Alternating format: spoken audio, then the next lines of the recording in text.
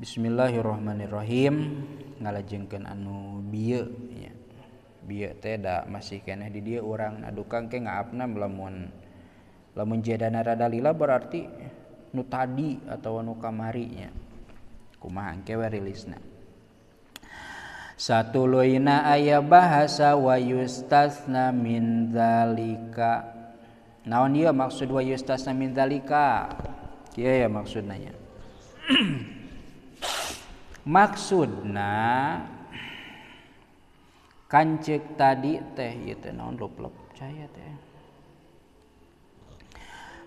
Kanceuk tadi teh di mana-mana pakumpul dua huruf. Bari hurufna teh akur. Lamun huruf nu kahiji ba nu kadua na oge ba. Akur tah. Tuluy huruf nu kahijina disukunkeun maka eta teh macana wajib idgham. Berarti macana teh wajib idgham ngaranna mislen shogir atawa idgham mislen shogir da wajib idgham teh. Tadi dieu wa yustasna min zalika ceuk tadi teh macana teh wajib idgham ngan aya nu dikecualikeun. Naon ieu nu dikecualikeun teh? Wa yustasna min zalika walla iya isna bisukunil ya.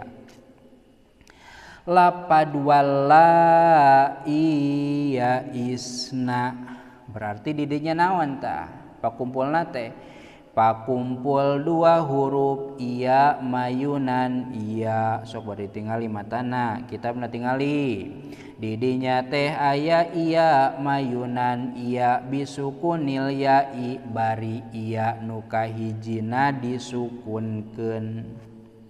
Lamun ningali kana patokan tadi atawa kana rumus tadi di mana-mana pakumpul dua huruf bari hurufna akur bari huruf nu kahiji dikumaha disukunkeun maka macana teh wajib idgham. Tah di dieu nalika iya mayunan iya tuluy iya nu kahiji disukunkeun. Lamun ningali kana patokan tadi atawa kana rumus anu tadi mah berarti di dieu ge wajib naon ieu macana teh? Wajib idgham kitu tah. Wajib idgham sabab pakumpul iya dua bari iya nu kahijina disukunkeun. Ngan pedah di dieu teh di mana dina ieu conto tegasna iya mayunan iya di dieu diistisna dikajabakeun. Maksud dikajabakeun teh berarti henteu wajib idgham kitu tah. Teu wajib idgham. Tapi di dieu nurutkeun qiraat Imam Al-Bazzi sareng Imam Abi Amr teu wajib idgham. Berarti kumaha? Engke dihanap jawabanana tah. Hiji deui wa maliyah halaka jeung dikajabakeun deui sapertikeun ha mayunan ha pakumpul dua huruf bari hurufna teh nu kahiji jeung nu kaduana teh akur. Di dieu mah hurufna naon? Ha mayunan ha. Huruf nu kahiji ha nu kadua ha. Akur tak akur? Akur. Bari huruf ha nu kahiji disukunkeun. Lamun ningali rumus di luhur atawa patokan di luhur pakumpul dua huruf bari huruf nu kahiji disukunkeun hukumna kumaha? Wajib idgham. Tapi di dieu mah di dieu teh di mana? Ha mayunan ha aya dina lafad maliyah halaka anni sultaniyah di dieu mah diistisna tegasna mah teu wajib idgham. Fi qiraati Hamzah wa Yaqub numutkeun Imam Hamzah sareng Imam Yaqub. Kumaha atuh macana nu diistisna teh? Berarti mana ye nu diistisna teh dua. Hiji wala iya isna iya mayunan iya. Nu kadua maliyah halaka ha mayunan ha. Kumaha atuh cara macana henteu wajib idgham teh? Fa fihi ma al izharu wal idgham. Maka dina eta dua contoh. Fa fihi ma teh dina eta dua contoh tegasna mana? Contoh kahiji wala iya isna iya mayunan iya, contoh kadua maliyah halaka ha mayunan ha. Baritina eta dua contoh teh huruf nu kahijina disukunkeun. Fa fihi ma al izhar wal idghamu. Maka dina ieu kaayaan mah, dina ieu kejadian mah, dina ieu contoh mah macana teh meunang dua jalan. Hiji menang dibaca izhar tegasna mah huruf nu kahijina teu diidghamkeun kana nu kadua. Contohan nu izhar wallai ya isna iya isna mun dipisahkeun kitu nya ya isna sabab dina aya iya sukun ba'da kasroh mad tabi'i. Da kapayuna sanes hamzah sanes sukun mad tabi'i tawa mad asli. Wallai ya isna ya isna dua harkat da tadi idghamkeun teh ya. Atawa ha mayunan ha maliyah halaka pokona mah hak nu kahiji dibaca, hak nu kadua dibacanya. Sanajan dina praktek nama mirip-miripnya. Komo tadina nu kadua mamaliyah halaka idhar gitu idgham gitu eta teh. Nah, tapi setidakna urang maca ieu teh boga tujuan bahwa hak nu kahiji teh teu diasupkeun kana hak nu kadua. Wal idghamu jeung bacaan kaduana menang idgham. Contoh, lamun menang idgham berarti dina walla iya isna iya nu kahiji diasupkeun kana iya nu kadua. Kumaha macana? Walla iya isna iya isna. Iyana jadi sukun iya isna. Walla iya isna jika idgham ma'al gunah mayunan iya gitu. Jadi henteu jadi eueuh madna teh walla iya isna. Tapi macana teh kumaha? Walla iya isna kitu macana teh numutkeun qiraat Imam Al-Bazzi sareng Imam Abu Amr atawa Abi Amr. Qiraat anu jago idgham nya loba idghamna teh berbeda engke lamun nu macana Imam Hafaz nya engka dipayun aya pembahasan anaknya Imam Hafaz tuluy maliyah halaka berarti lamun diidghamkeun kumaha ya maliyah halaka mun diidharkeun maliyah halaka mirip-mirip suara nama ieu teh rek idah rek idgham ge gitu. Meunang idhar meunang idgham macana teh. Tangke dipayun aya pembahasan hak mayunan hak teh nu sok disebut hak sakatnya. Allah yakuna awalal mislaini ha usakatin. Ke dina syarat idgham ya dina kitab Nihayatul Qaulil Mufid tapi nu jelasnya di dieu mah bahwa ieu nu dua contoh tadi istisna saur Imam Al-Bazzi sareng Imam Abu Amr. Nu kadua saur Imam Hamzah sareng Imam Yaqub macana teh meunang dua wajah, hiji meunang dibaca izhar, nu kadua meunang dibaca idgham. Kama bayana kitu nate sapertikeun katerangan anu geus dijelaskeun buyina atunya kama buyina rek bayana rek buyina lah sok we pil asli dina kitab asal. Naon kitab asal teh nya maksudna kitab anu mutawalat istilahna teh anu panjang babaranana ti luhurna gitu bahasana sok ngangge asal.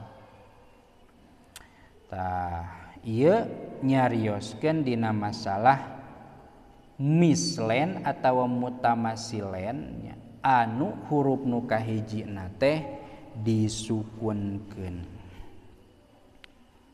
Ceuk tadi kan mislan teh kabagi dua nya. Aya anu huruf nu kahijina disukunkeun, aya oge huruf anu kahijina diharkatan. Bagian kahiji huruf nu kahijina disukunkeun macana wajib idgham kajaba lafad wala iya isna jeung maliyah halaka. Kituna oge saur Imam Al-Bazzi sareng Abu Amr nu wala iya isna, Imam Hamzah sareng Yaqub sareng anu maliyah halaka. Kenging dua jalan. Bagian kadua aya deui mislen teh huruf akur dua teh nu kahijina di barisan. Kumaha tah lamun kitu? Tuluikeun wa in taharroka atawa tuhurroka, pek wae macamanya asal kaharti jeung berdasar. Sumia mislaeni kabiroeni, lamun tadi pakumpul dua huruf-hurufna akur nu kahiji jeung nu kaduana teh tuluy huruf nu kahiji disukunkeun ngaranna mislaeni sogiroen tadi di luhur mislen sogir. Ayeuna wa in tuhurroka sumia mislaeni kabiroen, lamun teh nu kahijina diharkatan tegasna mah duanana jadi di barisan berarti ngaranna teh mislen kabir. Aya idghaman teu? Eueuh ngaranna teh mislen kabir. Contoh nahwu ar-rahimi maliki, ar-rahimi maliki, mim mayunan mim, mim mayunan mim. Akur teh hurufna? Akur. Nu kahiji huruf naon? Mim. Nu kadua huruf naon? Mim. Nu kadua ge mim mayunan mim bari, huruf nu kahijina di barisan. Huruf nu kahiji di barisan, mim kahiji di barisan, mim kadua mah geus puguh nya. Ngaranna mislen kabir. Ngaranna mislen kabir nya. Saheulaanan mah apal bahwa lamun aya dua huruf akur bari nu kahijina di barisan teh ngaranna mislen kabir. Engke aya pembahasan khusus kunaon disebut mislen, kunaon disebut kabir, engke dipayun eta mah nya. Kulantaran di dieu mah teu aya hukumna naon, teu aya hukumna wajib idgham, berarti mislen kabir mah teu wajib idgham. Berarti kumaha saheulaanan mah macana izhar. Berarti ar-rahmanir rahim maliki, mimaliki, sanajan aya nu ngaidghamkeun. Engke pembahasanana asub kana idgham mislen kabir, ngan saheulaanan mah ngaranna mislen kabir sapertikeun ar-rahimi maliki. Gambaran nu idgham kumaha macana cenah? Macana teh jadi kieu ar-rahmanir rahim maliki yaumiddin. Ta eta mah ceuk nu ngaidghamkeun, makana dina mislen kabir mah jawazul idgham, aya nu ngaidghamkeun aya nu teu ngaidghamkeun. Sok dingaranan mad arid lisukun lil idgham. Kan ari urang mah nu masyhur jeung familiar mah mad arid lisukun geus we sakitu, padahal mad arid lisukun teh aya dua, hiji aya mad arid lisukun lil waqfi, nu kadua aya mad arid lisukun lil idgham. Engke dipayun dina masalah ahkamul mad sareng aqsamul mad dibahasna eta mah. Tamatak di dieu ge aya bahasa kama sayati, kama sapertikeun perkara sayati anu bakal datang itu emak. Engke dicaritakeunana di payun eta mah ulah gurung gusu. Simpulkeun heula bahwa maksud tina bet in fi sifati wal makhriji tafaq harfani fal mislani fihi ma'ahab teh bahwa di mana-mana pakumpul dua huruf bari huruf nu dua eta teh akur maksud akur teh akur hurufna tegesna akur makhrajna jeung akur sifatna maka ngaranna teh mislen. Lamun huruf nu kahiji disukunkeun ngaranna mislen sogir, lamun huruf nu kahiji di barisan ngaranna mislen kabir. Mislen sogir hukumna wajib idgham kajaba anu tadi disebut wala iya isna jeung malia halaka. Mislen kabir hukumna jawazul idgham. Mislen sogir mah wajib idgham, mislen kabir mah meunang idgham. Penjelasan sunan anu leuwih jauhna kama saya ke dipayun insyaallah taala. Titik. Aya nu kaliwat teu kewe taroskeun bisa aya nu kaliwat mah nya. Hitung-hitung ngadares pelajaran anu sababaraha 12 20 tahun ka tukangnya dipayun ngawas ieu teh sekitar tahun 2000 sabaraha 2001 2002 2003 sekitar dinya geus sila teh dipuka bisi hilap deui nya. Ayeuna wang dares cenah aya bisi aya penjelasan teu kaharti mangga ditaroskeun. Bilih aya logat anu kirang mernah mangga dikoreksi nya moal ngadat ieu gitu. Salah ya logatna mang. Oke, nyawang omikeun babarengan gitu supaya naon? Supaya jadi pembelajaran pembedaharaan ilmu oge gitu supaya henteu dulun mudilun samilah nuju ngadares urang ge. Titik kantun wa ayyakuna di dieu mah wa iyakuna dina sapalih matan mah wa ayyakuna makhrajan taqaraba wa fi sifati ikhtalafa yulaqaba. Tos langke maka payun deui eta mah nya cekap heula wallahu a'lam bissawab.